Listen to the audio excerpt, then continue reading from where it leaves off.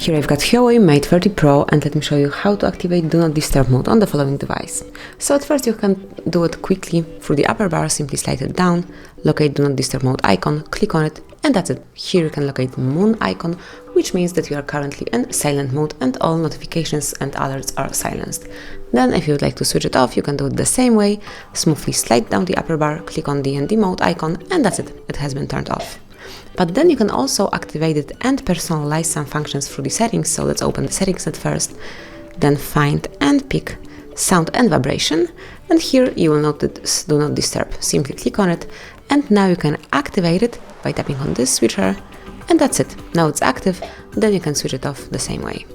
You can also schedule Do Not Disturb mode by tapping on Scheduled, and now select the days on which it should be active, so it can be Monday to Friday, Saturday to Sunday, every day, or custom. So let me pick custom, and I will pick Sunday, Monday, Tuesday, Wednesday, and Saturday. Click on done, and now let's select period of time, so it can be 10 p.m. till 8 a.m. next day. And that would be all. This is how you can personalize it. Also, you can activate the repeat colors function, or you can also switch it off. It's up to you.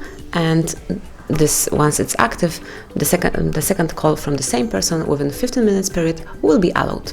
Also, you can add some exceptions in calls and messages. So in calls you can allow calls from anyone, contacts only, favorite contacts only, or none of above. I will pick favorite contacts only, and it's the same story with messages, and I will allow them from contacts only.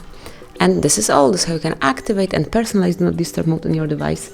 Thank you for watching. Please subscribe our channel and leave the thumbs up.